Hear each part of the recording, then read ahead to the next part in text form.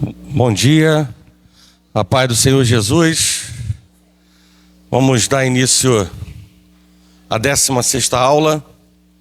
Hoje nós vamos trabalhar em cima de 2 capítulos, a 5ª sessão, paralela e progressiva do livro de Apocalipse. Então vamos nos posicionar, por favor, e dar início a mais uma atividade, iniciando com uma oração. Senhor Deus e Pai, graças te damos, Pai, por esta manhã, por estar na sua casa, na sua presença, por mais uma oportunidade, Pai, de falar sobre a tua palavra e de aprender coisas importantes para as nossas vidas, Pai.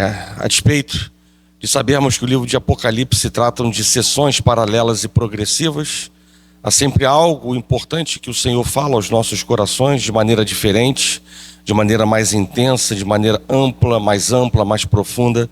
E assim te damos liberdade nessa manhã para, mais uma vez, trabalhar em nossas vidas. Coloca as tuas palavras em minha boca, me dá liberdade para falar. E prepara, Deus, como sempre tem sido feito, um ambiente espiritual favorável para a condução de mais uma atividade na tua casa. Assim nós oramos e agradecemos em nome de Jesus, e que a igreja do Senhor diga amém. Amém. Vamos lá.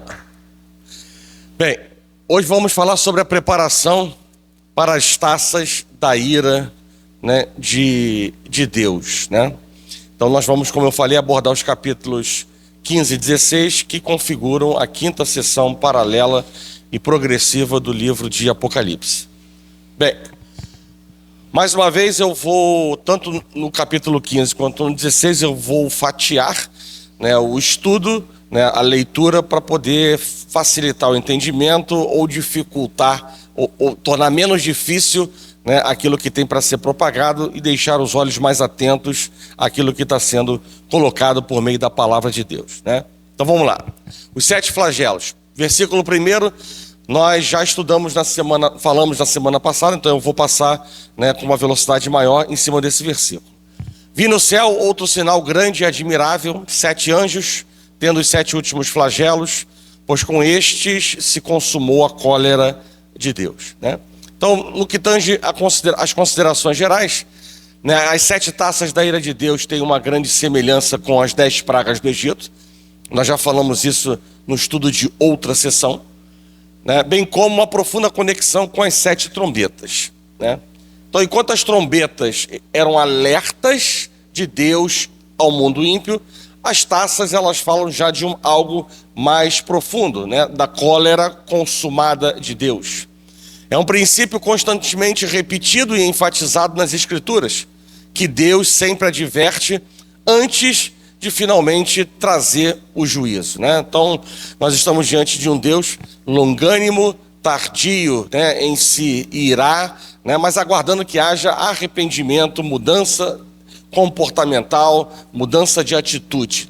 E a mudança de atitude começa na mudança de pensamento.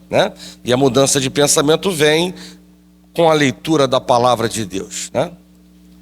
Enquanto as trombetas atingiam primeiramente o ambiente em que os homens viviam, as taças elas atingem já desde o início o homem diretamente. Enquanto as trombetas causaram tribulações parciais, objetivando trazer ao arrependimento os iníquos, os impenitentes, as taças elas mostram que a oportunidade de arrependimento ela estava esgotada.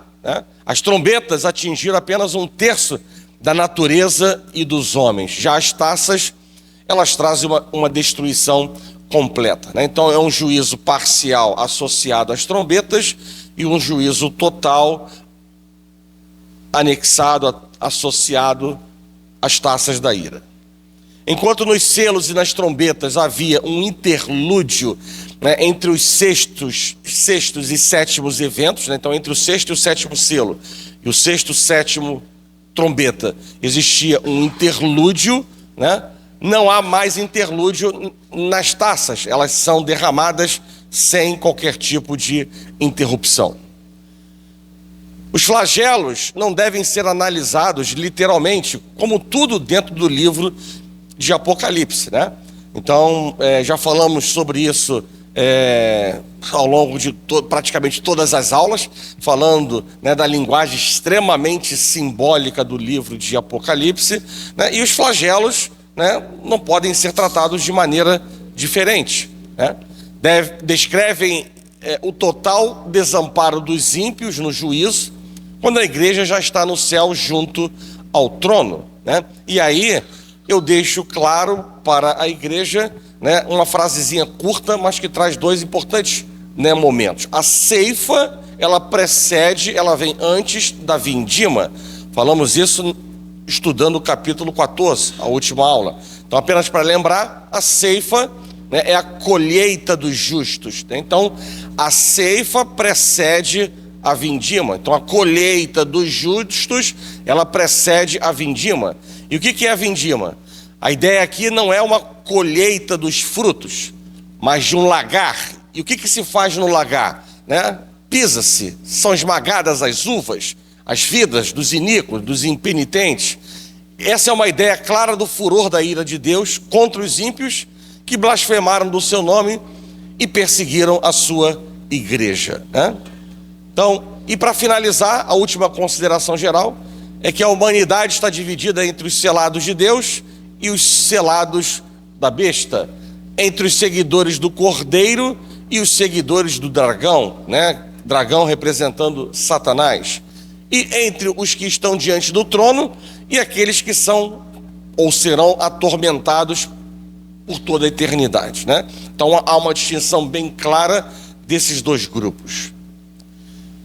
Eu achei que eram 7, mas a 8ª. Esta quinta sessão paralela, assim como todas as outras, compreende também toda a dispensação da igreja, toda a era, né, da igreja, a dispensação da graça de Deus. E termina com a cena da igreja na glória e os ímpios sob o juízo divino na segunda vinda de Cristo. Ou seja, como eu disse, repeti já por diversas vezes, cada sessão ela compreende um mesmo período de abrangência, né, em que no desenvolvimento de novas sessões, novas informações, novos detalhes vão sendo aditados, mas que compreendem, por isso que são paralelas, acontecem no mesmo período.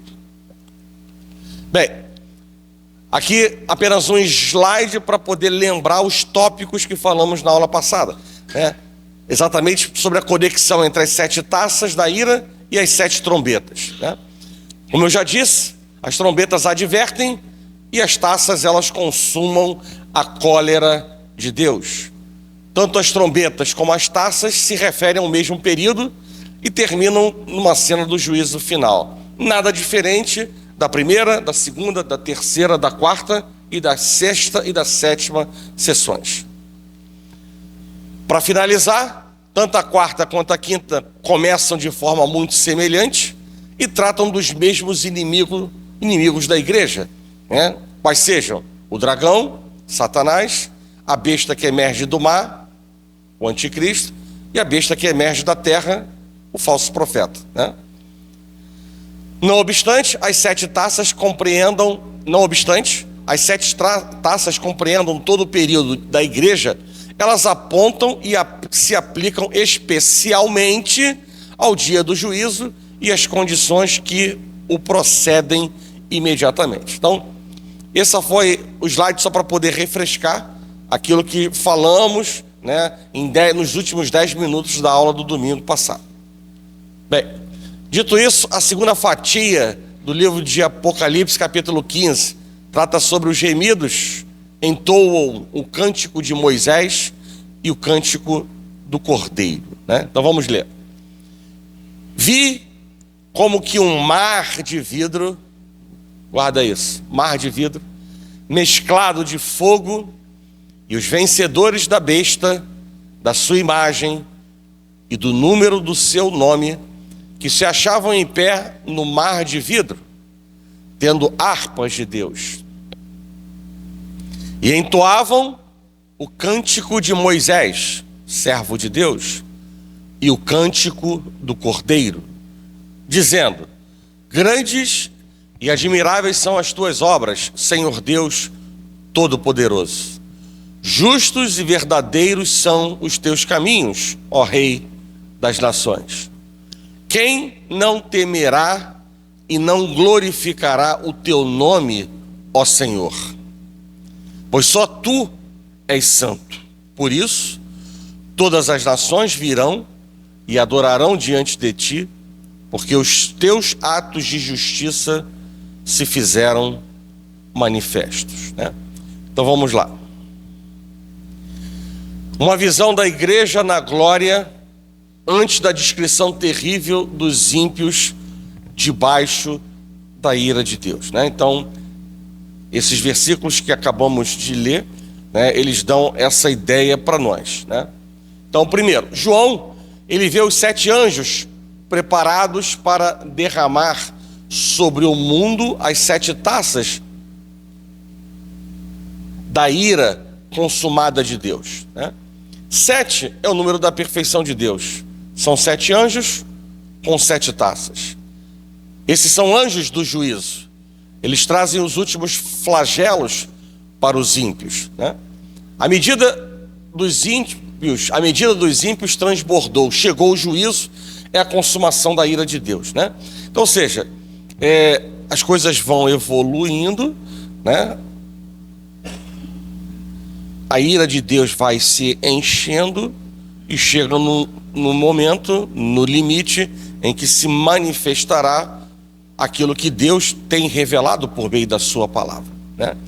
E não é diferente dos dias de hoje, né? Quando o basta, há um tempo em que Deus dá basta em determinadas coisas que estão acontecendo para que o novo se estabeleça em nossas vidas. Lembrando que a justiça de Deus, como as trombetas e os selos, sempre estão associadas à misericórdia, né? Ou seja, no seu coração, por trás de alguma coisa que não entendamos, ou seja, dura de aceitar, está anexada a misericórdia de Deus. Não há maldade, há sim, né, a busca por algo diferente dentro das nossas mentes, corações e, consequentemente, palavras e atitudes, né? Antes dos anjos derramarem os flagelos finais sobre os ímpios, João vê um mar de vidro e a igreja na glória, né? Então, um mar de vidro. Mais uma vez, nós estamos diante de um simbolismo, né? Então, do que se trata o mar? Aonde está esse mar? O mar, ele está diante do trono, no céu, porque foi dito, né? A igreja está no céu, na glória. E esse mar de vidro, preste atenção, simboliza o quê? A retidão transparente de Deus, revelada por meio dos seus juízos aos ímpios, né? Então, esse mar de vidro, o simbolismo traz associada essa ideia ou essa mensagem, né? A retidão transparente de Deus. Estamos diante de um Deus transparente, não só no futuro, mas no presente. A sua palavra é assim: o que é certo, o que é errado, né? E assim ele nos ensina a viver também de maneira sincera, de maneira transparente, né? Mas ainda, quem é essa multidão? Os vencedores da besta, né? Aqueles que amaram mais o Senhor do que as próprias vidas. São todos os remidos ao longo dos séculos. São os 144 mil, né? Ou a multidão inumerável, revelada em 2 diferentes versículos do capítulo 7, que já estudamos. Jesus disse que quem quiser salvar a sua vida, perdê-la, né? Então essa multidão, né, que está ali expressa nesses versículos, são os remidos de Deus. E o que essa multidão está fazendo? Ela está com harpas de Deus, entoando um hino de glória ao Senhor Todo-Poderoso. Essa música é o mesmo novo cântico que ninguém podia aprender, senão os 144 mil que foi dito aqui na palavra, no capítulo 14, na aula passada. No céu há muita música. A música do céu glorifica tão somente o Senhor, né? Então é por isso que a palavra de Deus vai dizer lá no livro de Efésios, como ontem destacamos no final da consagração, que uma das coisas para sermos cheios do Espírito Santo é estarmos entoando louvores que sejam espirituais, né? Espirituais. Então nós estamos sendo preparados para algo que vai acontecer por todo sempre, né? Então vejam que os louvores, a música glorifica tão somente ao Senhor, não ao homem. Vamos nos unir aos coros angelicais e cantar ao Senhor para sempre. Que música essa multidão está cantando, né? Conforme nós lemos o cântico de Moisés, o cântico do Cordeiro. O Êxodo, que está associado a Moisés, né? É um símbolo da redenção que temos em Cristo, o Cordeiro, né? Então, ou seja, o sacrifício do Cordeiro lá no Êxodo e a libertação da escravidão, né, são simbolismos da redenção que hoje temos, do resgate que hoje temos por meio de Cristo Jesus. Então, o Cordeiro e a libertação da escravidão do Egito, né, apontavam para Jesus como o Cordeiro de Deus e como alguém que veio para nos libertar do pecado, né? Assim como Moisés triunfou sobre Faraó e suas hostes, a igreja triunfa sobre o diabo e suas hostes. Esse é um cântico de vitória. Assim como Moisés tributou a vitória a Deus, os gemidos também assim o fazem, né? Então, por isso, esse paralelismo entre Moisés e o Cordeiro. Quais são as características do canto vitorioso dos gemidos? Os mártires não cantam sobre si mesmos e como venceram a besta, né? Antes, eles estão totalmente concentrados em glorificar a Deus, né? E eu diria que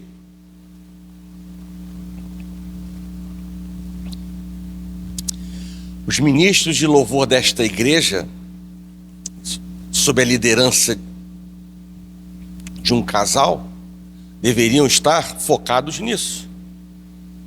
Louvores que glorificam a Deus como preparatória para aquilo que vamos viver na eternidade, né? Então, os ministros de louvor precisam ter essa sensibilidade espiritual chamada discernimento, né, para entender qual é a origem do louvor. Isso faz parte do trabalho, cada um no seu quadrado. Entender a origem do louvor e ler a letra para que possa, de fato, né, estarmos cantando um louvor espiritual e que, na medida do possível, esteja alinhado ao gabarito que o livro de Apocalipse nos traz. Glorificar a Deus, né? Quando você contempla a Deus na sua glória, nada mais importa. Sim ou não? Sim. Esse cântico exalta a pessoa de Deus como todo-poderoso, Rei das nações, temível e digno de glória, santo, ou seja, coisas que eu extraí dos versículos que nós acabamos de ler. Mais ainda, esse cântico exalta as obras de Deus, porque elas são grandes e admiráveis, são atos de justiça de Deus, né, que se fizeram manifestos, né, diante dos nossos olhos. Esse cântico, ele exalta os caminhos de Deus. Os seus caminhos são justos e verdadeiros, tanto na salvação dos eleitos, preste atenção, como na punição dos impenitentes. Tanto num viés quanto no outro, os caminhos são justos e verdadeiros. Os ímpios foram avisados pelas trombetas, mas decidiram não se arrepender. Assim, os flagelos finais sobre os ímpios, eles são um ato absolutamente justo da parte de Deus, porque transmitiu com muita antecedência e de maneira repetida aquilo que iria acontecer, né? Então, não podemos de maneira nenhuma dizer que se trata de um ato de falta de amor ou de um ato de injustiça, né? Mais ainda, esse cântico exalta o triunfo final de Deus. Todas as nações vão se prostrar diante do Deus Todo-Poderoso. Todo joelho vai se curvar diante de Jesus. E só Ele será exaltado por todo sempre. Só Ele será exaltado eternamente, né? Então, é isso que está por detrás desse cântico, né? Mais uma fatia do capítulo 15. Deus envia os flagelos. Depois destas coisas, olhei e abriu-se no céu o santuário do tabernáculo do testemunho. Santuário do tabernáculo do testemunho. E os 7 anjos que tinham os 7 flagelos, aqueles que nós começamos a falar no início desse capítulo, tinham os 7 flagelos, saíram do santuário.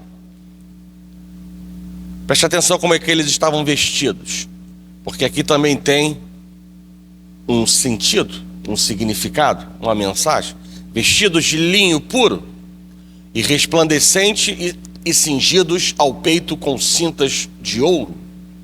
Então, um dos 4 seres viventes deu aos 7 anjos 7 taças de ouro, cheias da cólera de Deus, que vive pelos séculos dos séculos.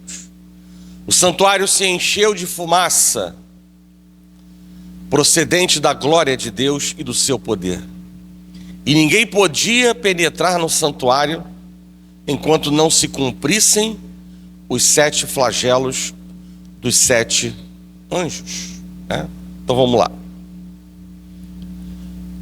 Os anjos dos últimos flagelos se preparam para agir, né? Então essa é a ideia, a força que está por detrás ou associada a esses versículos que nós acabamos de ler.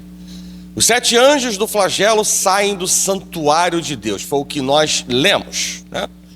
O santuário era o lugar da habitação de Deus com o seu povo, né? Então isso aí é algo basilar, elementar, declarado na sua palavra, né? Eu coloquei aqui a referência no Êxodo capítulo 25. No lugar santíssimo ficava o quê? A arca com as tábuas da lei.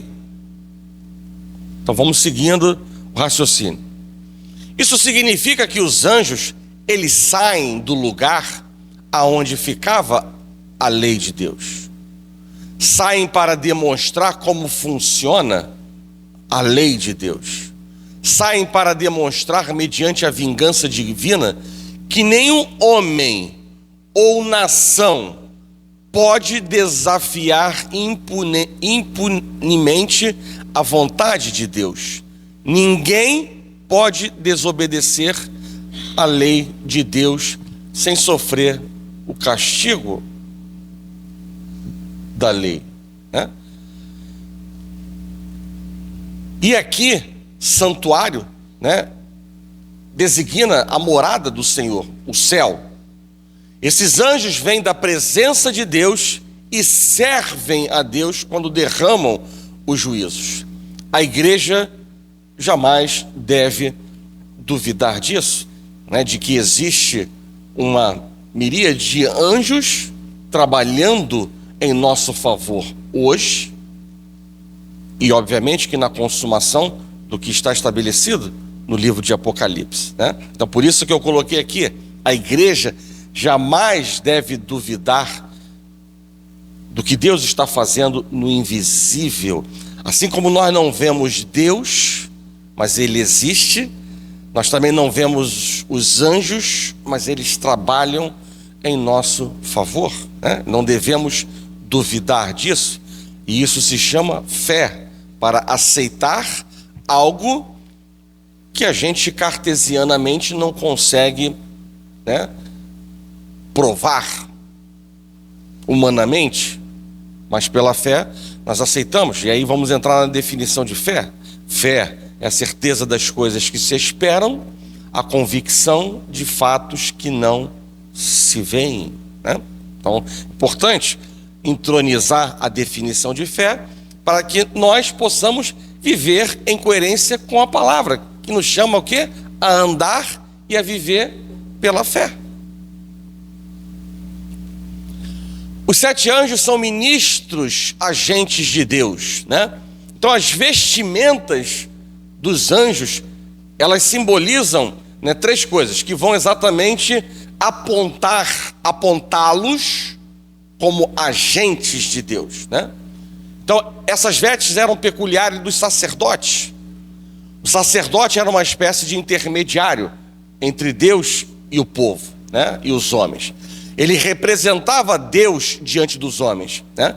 Então o profeta, ele recebia a mensagem de Deus, ele abria a boca e ele transmitia. Isso é o profeta. O sacerdote era alguém que era intermediário entre o homem e Deus. É claro que em determinados momentos o sacerdote poderia ser o profeta também, mas o sacerdote era alguém intermediário, um representante de Deus na terra para a comunicação entre os homens e Deus e os homens, né?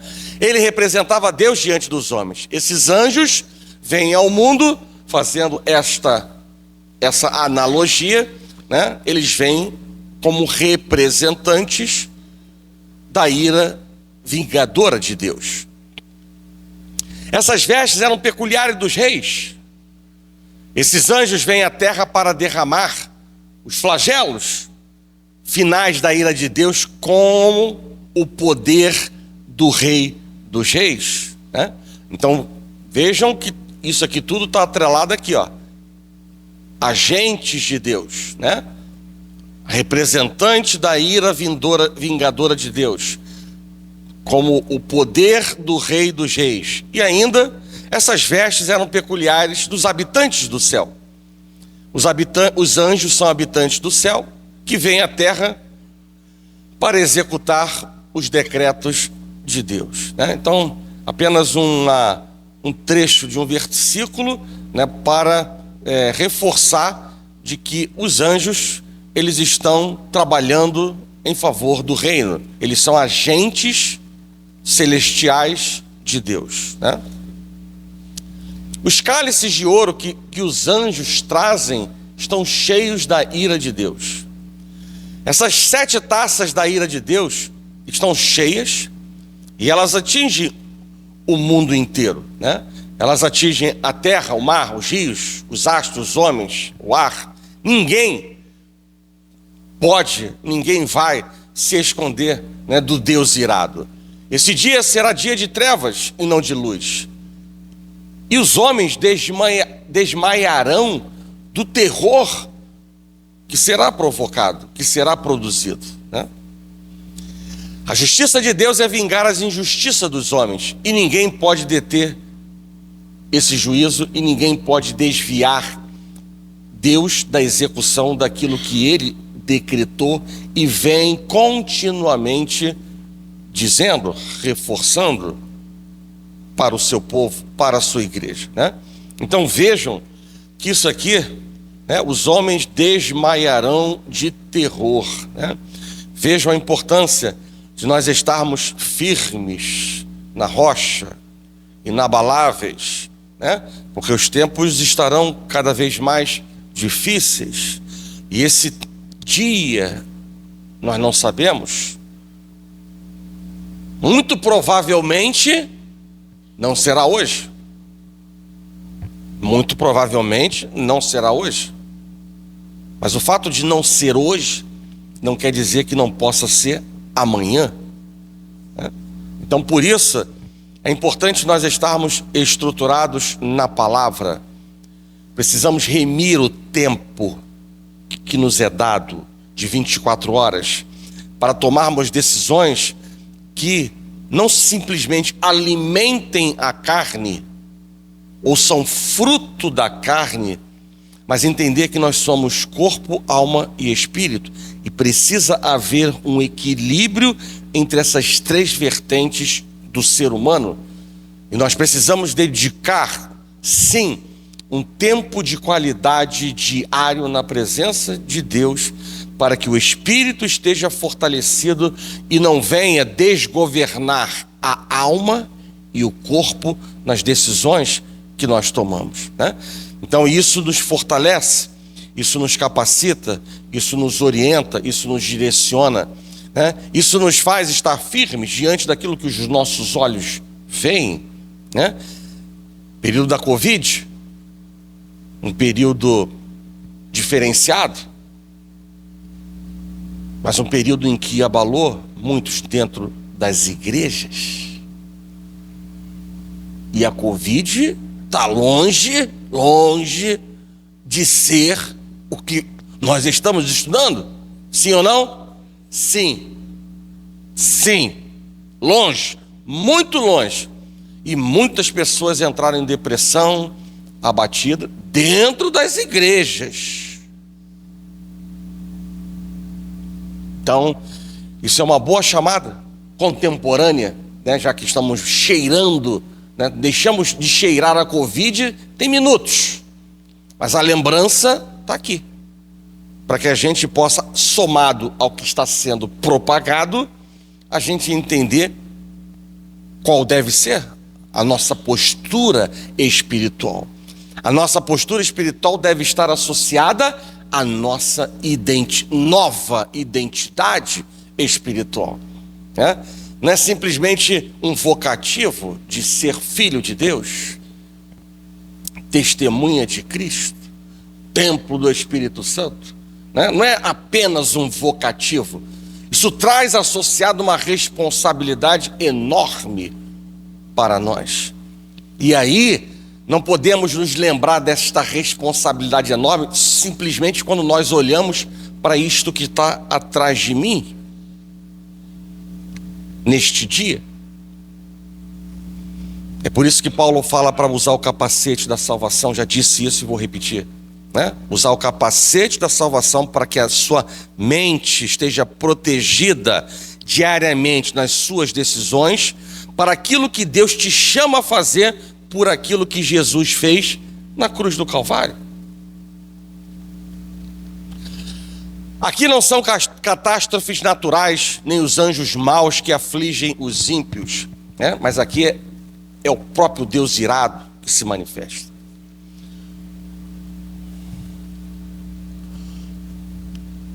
Os anjos do juízo saem do santuário cheio da fumaça inacessível da glória de Deus, né? Isso me fez lembrar algumas passagens da Bíblia, né? Vocês devem se lembrar. Quando o tabernáculo ficou pronto no deserto, a glória de Deus o encheu. E Moisés não pôde entrar. Quando o templo de Salomão ele foi consagrado, da mesma maneira a glória de Deus o encheu e os sacerdotes não puderam entrar. Quando Isaías viu a Deus no santuário, a glória de Deus o encheu e as bases do limiar se moveram. Quando Ezequiel viu a glória de Deus encher o templo, ele caiu com o rosto em terra, né? Então isso são situações que aconteceram no passado. E essa ideia do santuário cheio da fumaça, né? Ele sugere duas ideias para nós. A primeira é que os propósitos de Deus, eles são obscuros para o nosso entendimento. Eles não podem entender nem penetrar nos inescrutáveis planos de Deus. E o segundo é que a glória de Deus ela se torna inacessível, exatamente como esses 4 exemplos que eu acabei de dar, né? Do tabernáculo, do templo de Salomão. O mesmo templo que era lugar de encontro com Deus, agora está fechado, inacessível. Não há mais tempo, não há mais intercessão. Chegou a hora final, é a consumação da glória de Deus. É o dia do juízo, quando a ira sem mistura será derramada sobre os ímpios e qualquer oposição à sua glória será destroçada. Nada nem ninguém impedirão o haja de Deus no futuro e já no presente. Nada nem ninguém impedem o haja de Deus como o Senhor da história, como Deus que é o início e o fim de todas as coisas em nossas vidas, né? Então hoje nós já podemos lembrar ou reforçar que os planos de Deus eles não serão frustrados sobre nossas vidas. porque nada nem ninguém podem interferir no que Deus já estabeleceu para as nossas vidas. Sim ou não? Os 7 flagelos da ira de Deus, né? Enfim, nós falamos da preparação, né? Cumprimos aí a metade da 5ª sessão, e agora nós vamos entrar nos 7 flagelos da ira de Deus, né? E aí, mais uma vez, eu vou fatiar o capítulo 16, né? Porque se eu ler o capítulo todo, certamente, né? Não vou dizer muito provavelmente, mas certamente haverá muitas perdas, né? Ou será dificultado o entendimento do que se propõe o livro. O primeiro flagelo, primeiro dos 7, primeiro e segundo versículo diz assim: ouvi, vinda do santuário, uma grande voz, dizendo aos 7 anjos: ide e derramai pela terra as 7 taças da cólera de Deus. Saiu, pois, o primeiro anjo e derramou a sua taça pela terra, e aos homens portadores da marca da besta e adoradores de sua imagem sobrevieram úlceras malignas e perniciosas. Então, vamos lá. Derramou a ira a quem? Aos homens da marca da besta, adoradores da besta. Primeiro flagelo, a terra é atacada, né? Então esse primeiro flagelo não é mais uma advertência, mas se trata de punição, né? Todos aqueles que não têm o selo de Deus, eles são selados pelo diabo. É como Deus, ele nos mostra na sua palavra, né? Ele é Deus de transparência, não é Deus de confusão, e ele sempre deixa muito claro o antagonismo entre o certo e o errado, entre o aprovado e o reprovado, entre 2 grandes grupos. Não existe um intermediário. E aqui é mais ou menos a mesma coisa, ou certamente a mesma coisa. Ou estão selados por Deus, ou têm o selo da besta, né? Todos aqueles que não têm o selo de Deus são selados pela besta. Não há meio termo. Quem não é por Cristo é contra ele, né? A própria palavra de Deus diz isso. E isso é mesmo que não tivesse escrito, é um entendimento claro. Quem não é por mim é contra mim. Não há neutralidade em relação a Deus. Não há neutro, não há meio termo, não há ficar em cima do muro. Não é assim que Deus procede. No tempo do fim, a religião não será mais algo nominal. Todo mundo terá de declarar lealdade a Cristo ou ao anticristo, né? Os adoradores da besta recusaram ouvir as advertências. Agora eles estão sofrendo inevitavelmente as consequências, né? E uma dessas consequências é o fato de serem atormentados para todo sempre, né? Com respeito aos crentes em Cristo, as aflições da carne não são taças da ira de Deus. Essas aflições só atingem os adoradores da besta, né? Porque nós estamos debaixo de uma grande promessa de Deus que está revelada nessa passagem que eu coloquei ali, Romanos 8, verso 28, de que todas as coisas cooperam para o bem daqueles que amam a Deus, né? Então, de maneira alguma, podemos associar a tribulação, por maior que seja, e que Deus também diz que não é maior do que o que está em nós para combater, suportar, nós não podemos de maneira alguma pensar em associar que isto tenha qualquer relação com a taça da ira de Deus. Se nós estamos vivendo um caminho de retidão, de submissão a Deus, nós precisamos entender que o caminho de Deus é perfeito, a palavra do Senhor ela é provada, Determinadas coisas nós não entendemos, mas no final este versículo vai se cumprir, em que todas as coisas cooperam para o nosso bem. Tudo que nós vivemos, tudo tem um propósito. Tudo está no controle de Deus.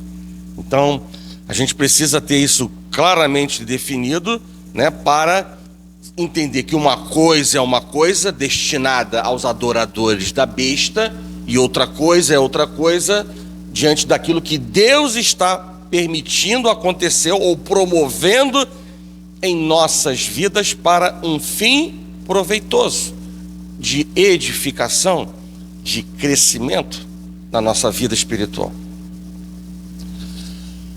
Segunda fatia, o segundo flagelo: derramou o segundo a sua taça no mar, e este se tornou em sangue como de morto, e morreu todo ser vivente que havia no mar.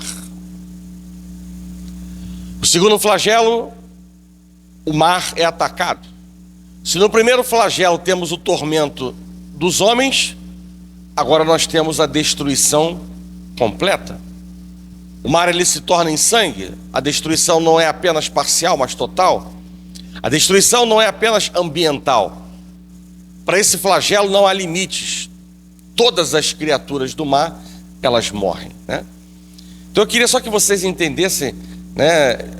Eu acho que esse entendimento já deve estar na mente de vocês, mas eu preciso aqui reforçar de que, como nós estamos trabalhando um livro que aborda 7 sessões paralelas e progressivas, é inevitável que a gente esteja repetindo informações, né? Até porque, como vocês mesmos estão lendo e ouvindo, muita coisa que está sendo dita agora no capítulo 15, 16, 14 já foi dita nos capítulos anteriores. Sim ou não? Sim, tá? Então, só para vocês não imaginarem ou cogitarem ou pensarem que o professor, né, ele está sem uma bússola de orientação, né, ou sem palavra para poder, né, ministrar, né? Então, só botar esse ponto na carta, né, já como um marinheiro que sou, um ponto na carta, né, para a gente, né, não ter o entendimento correto daquilo que está sendo trabalhado. E é bom, porque repetindo a informação, a probabilidade de entrar na mente é maior, a informação. Sim ou não? Sim. Vamos lá.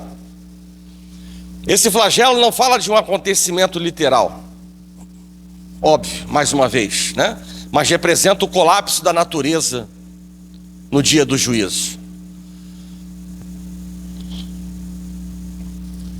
Terceiro flagelo: derramou o terceiro a sua taça nos rios e nas fontes das águas, e se tornaram em sangue. Então ouvi o anjo das águas dizendo: tu és justo, tu que és e que eras o santo, pois julgaste estas coisas. Porquanto derramaram sangue de santos e de profetas, também sangue lhes tens dado a beber. São dignos disso. Ouvi do altar que se dizia: certamente, ó Senhor Deus Todo-Poderoso, verdadeiros e justos são os teus juízos, né? Então, o terceiro flagelo, os rios são atacados. Nas trombetas falamos de mar, da terra, dos rios. Na taça da ira estamos falando da mesma coisa, com uma intensidade maior, paralela e progressivas são as sessões, né? Então, não caberia agora estarmos falando de um outro ambiente, né? Então, rios são atacados. As fontes das águas e os rios transformaram-se em fontes de sangue. A última aparição do altar, não sei se vocês se lembram, mas eu me lembro, né? Foi no 5º selo, quando as almas dos santos elas clamavam, né, do altar pela vindicação da justiça divina, pela manifestação da justiça divina, né? A primeira parte da resposta de Deus, né? E naquela aula eu me lembro muito bem, né? Em que as orações elas podem muito em seus efeitos, né? E ali demonstrando a importância da oração, porque elas são levadas a Deus em que está todo o poder para nos fazer, né, serem atendidas as nossas orações. Então, demonstrando que as nossas orações nunca são em vão, né? E eu me lembro de ter falado isso, que a primeira parte da resposta de Deus, né, àquela oração dos mártires, foi enviar, no lugar de punição, uma advertência com as trombetas. Mas agora a sua resposta se completa literalmente com uma vingança. Novamente, nesse flagelo não há limites, o juízo é total. Deus é apresentado como o juiz onipotente, justo, eterno, santo e vingador. De onde eu tirei? Dos mesmos versículos que vocês leram comigo, 5-7. O julgamento dos que martirizaram os santos corresponde ao mal que fizeram. Recebem somente o que merecem, né? Então eles estão recebendo aquilo que merecem. Diferentemente de nós, que muitas vezes não recebemos o que nós merecemos. Falei alguma heresia? Não. Mas eles vão receber aquilo que eles merecem. O julgamento de Deus atingiu o mundo rebelde para a justiça dos que foram martirizados. Ou seja, o sacrifício dos mártires não foi em vão. Vamos trazer para a nossa realidade. Os nossos esforços nunca serão em vão. A nossa peleja, a nossa perseverança em orar nunca será em vão. O nosso sacrifício vivo, santo e agradável a Deus nunca será em vão, né? Em resposta às orações dos santos perseguidos. Então, o que eles viveram no passado, se sacrificaram, morreram, né? Esse sacrifício não foi em vão. Deixou um testemunho, a igreja progrediu, avançou. No céu, oraram e Deus respondeu. E agora, a consumação final da ira de Deus, mostrando a justiça de Deus, né? E obviamente que honrando finalmente, integralmente, aquilo que eles um dia fizeram aqui nessa terra, né? Então, nem sempre a resposta de Deus ela é imediata, mas existem promessas que vão se cumprir em nossas vidas. Deus não é homem para mentir, nem filho de homem para se arrepender daquilo que ele fala na sua palavra. Por diversas vezes na palavra de Deus, Deus decreta a vitória, mas os sinais não estão acoplados imediatamente. Me lembro agora de Jericó. Deus decretou o fim, mas o fim só chegou alguns dias depois, né? Então, esses alguns dias depois podem ser 7, podem ser alguns poucos anos, podem ser alguns muitos anos, mas aí eu volto ao que eu disse: o nosso esforço, o nosso sacrifício nunca será em vão. E enquanto não chegar a bênção plena daquilo que estamos orando ao Senhor, nesse percurso, nessa caminhada, Deus certamente estará trabalhando em nós. Certamente Deus estará ministrando aos nossos corações. Porque todas as coisas cooperam para o bem daqueles que amam ao Senhor. Outra fatia, quarto flagelo. O quarto anjo derramou a sua taça sobre o sol, e foi-lhe dado queimar os homens com fogo. Queimar, né? Queimar. Com efeito, os homens se queimaram com o intenso calor e blasfemaram o nome de Deus, que tem autoridade sobre esses flagelos, e nem se arrependeram para lhe darem glória. Então, o quarto flagelo, o céu é atacado. Os pecadores que não se arrependeram quando o sol escureceu, eles são agora punidos mediante a intensificação do calor do sol. Então, aquilo que não aconteceu com as trombetas, está agora acontecendo com a taça da cólera de Deus. No escurecimento, eles podiam perceber e ignorar. Porém, quanto ao calor, eles nada podem fazer a não ser senti-lo. Nessas circunstâncias, a presença de Deus é reconhecida, mas somente para ser blasfemada e não para ser reverenciada, né? É mais ou menos como um sem-teto. Imagina um sem-teto no deserto. Ele tem onde se abrigar? Não. O calor está batendo sobre ele e ele não tem como escapar. E ali vai sofrer e vai ser consumado. Diferentemente da trombeta que avisou, da trombeta que escureceu, né?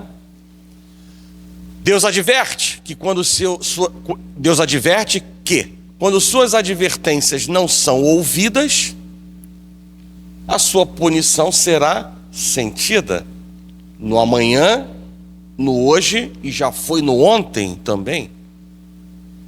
As pessoas atingidas reconheceram se tratar de uma ação divina, mas seus corações são tão endurecidos que, ao invés de caírem de joelhos diante de Deus, eles blasfemam o seu nome e teimosos se recusam a se arrepender e a darem glória a Deus. Então vejam, né, a dimensão do coração humano aonde vai chegar. E não chega da noite para o dia. É por isso que estamos relativizando o mundo. Nós não, o mundo está relativizando muitos valores. O certo virou errado, o errado virou certo. Determinadas coisas que eram absurdas no passado hoje são normais. Isso tudo faz parte da permissão de Deus para que este tempo chegue. Porque nada acontece do dia para a noite. Ou seja, demonstra claramente que Deus dá um longo tempo para que isso seja revertido. Mas não querem. Quanto mais desfrutam dos prazeres da carne e da terra, mais querem. Não é assim? Então vamos trazer a mensagem para a nossa realidade, porque tudo Deus tem o controle. E o que está acontecendo hoje aponta para isto que está aqui sendo trabalhado no livro de Apocalipse, né? Isso quer dizer que não vale a oração? Claro que vale. Já deixamos isso claro, o próprio livro de Apocalipse deixa isso claro, né? Então ter a proteção de Deus, o amparo de Deus, a sabedoria de Deus para decidir corretamente, ter o selo da aprovação de Deus é fundamental.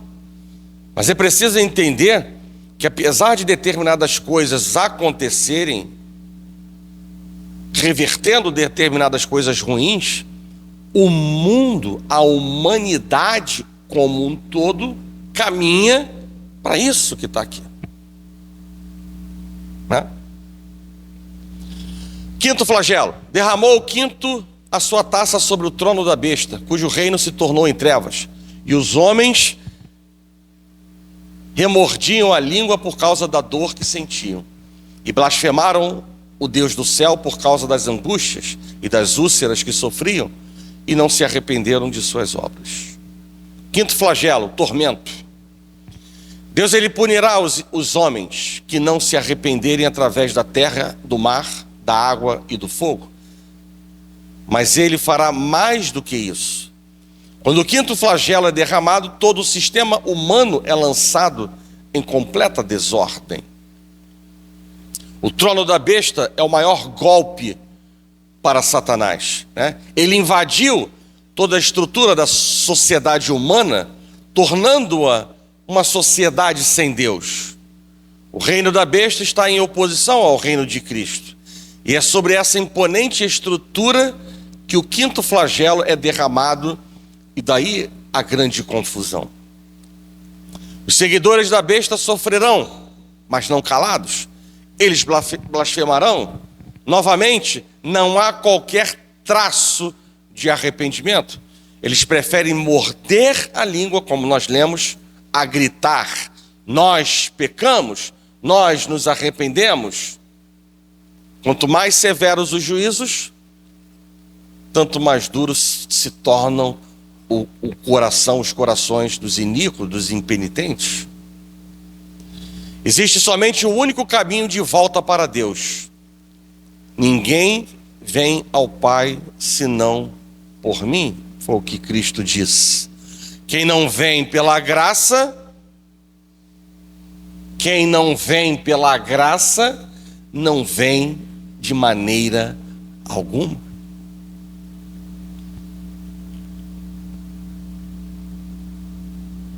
É pela graça, mediante a fé em Cristo Jesus, que nós somos salvos. Então, se não vem pela graça, de maneira alguma, vem ao Pai.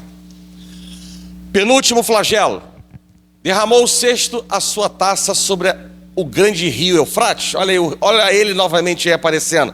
O rio Eufrates, que já falamos em outra aula, cujas águas secaram, para que se preparasse o caminho dos reis que vem do lado do nascimento do sol. Então vi sair da boca do dragão, da boca da besta e da boca do falso profeta 3 espíritos imundos, semelhantes a rãs. Porque eles são espíritos de demônios, operadores de sinais, e se dirigem aos reis do mundo inteiro com o fim de ajuntá-los para a peleja do grande dia do Deus Todo-Poderoso. Eis que venho como vem o ladrão, bem-aventurado aquele que vigia e guarda as suas vestes, para que não ande nu e não se veja a sua vergonha. Então os ajuntaram no lugar que em hebraico se chama Armagedon, né? E aqui tem mais uma mensagem, né? Há uma palavra simbólica, né? Em que tem uma mensagem para nós. Vamos lá. O sexto flagelo, a destruição. O verso 12 fala que as águas do rio Eufrates secaram, abrindo, né, o caminho para a invasão do inimigo. Os versos 13 e 14 nos informam sobre a tríade do mal, né? No seu esforço de seduzir e ajuntar os reis da terra contra o Senhor. Quando Satanás e o mundo se armarem na sua luta mais terrível contra a igreja, Cristo aparecerá para livrar o seu povo e triunfar sobre os seus inimigos. Esses espíritos imundos representam ideias, planos, projetos, métodos satânicos introduzidos dentro da esfera do pensamento e ação. Essa batalha das nações contra Cristo e a sua igreja, ela é de inspiração satânica, né? O verso 15 nos fala que a derrota final do inimigo, ela será manifesta na volta inesperada, pessoal, gloriosa de Cristo. A segunda vinda será repentina e inesperada. Por isso que a palavra de Deus nos chama a responsabilidade da vigilância. Isso para os ímpios, visto que os filhos da luz estarão esperando. A igreja precisa estar vigiando, esperando a volta do Senhor. O verso 16 nos fala do Armagedon, lugar de muitas batalhas que existiram, batalhas decisivas que aconteceram, que existiram em Israel.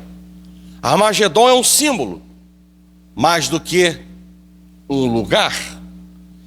Fala da batalha final, da vitória final, quando Cristo virá em glória e triunfará sobre todos os seus inimigos. Por isso a analogia com o Armagedon, né, do passado, porque ali eram representadas batalhas decisivas. O sexto flagelo é o último estágio da punição divina.